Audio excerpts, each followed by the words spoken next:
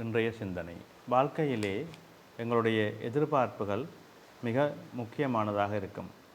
நாம் எல்லோருமே வாழ்க்கையிலே நல்ல நிலையிலே வர வேண்டும், நல்ல உயர்வுகளை தொட வேண்டும் என்ற எண்ணம் இயல்பாக ஒவ்வொரு மனிதனுக்குள்ளேயும் இருக்கின்ற ஒரு வேட்கை. அது இல்லாவிட்டால் அவன் மனிதன் அல்ல.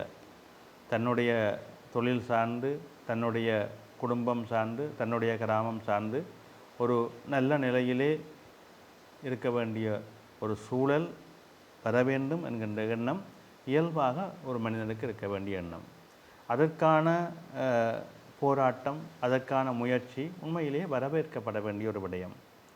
ஒருவருடைய முன்னேற்றம் என்பது அவருடைய உழைப்பின் மூலமாக வருகின்ற பொழுது அதை எல்லோருமே மேன்மைப்படுத்துவார்கள், வழிநெறிப்படுத்துவார்கள், நல்ல வாழ்த்துக்கள் சொல்லுவார்கள், முன்னுதாரணமாக பேசுவார்கள்.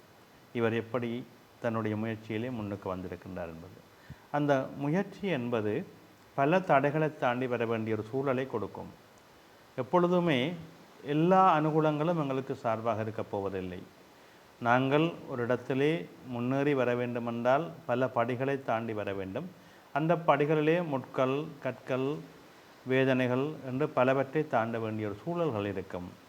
எங்களுடைய வெற்றிகள் சுலபமாக எங்களுக்கு கிடைத்து விடாது. அதற்கு எதிர்முனைகள், நமக்கு எதிராக உள்ளவர்கள், எதிரிகள் இருப்பார்கள். அவர்களை எல்லாம் தாண்டித்தான் அந்த வெற்றியை நீங்கள் தொட முடியும். அந்த எதிர்ப்பு வருகின்ற பொழுது அந்த எதிர்ப்பை சமாளிக்கக்கூடிய ஆற்றலை கொண்டு வர வேண்டும். அது மிக முக்கியமானது. எதிர்ப்புகளை எப்படி சமாளிப்பது என்று கேட்டால் மிகவும் பொறுமையோடும் நிதானத்தோடும் அந்த எதிர்ப்புகளை சமாளிக்கக்கூடிய வல்லமைகளை பெற வேண்டும். அதற்குத்தான் இந்த பதட்டம் இல்லாத செயல்பாடு, நல்ல திடகாத்திரமான செயல்பாடு, நல்ல பொறுமை, கோபப்படாத செயல்பாடு, இவையெல்லாம் ஒரு வெற்றிக்குரிய அறிகுறிகளாக அமைந்துவிடும்.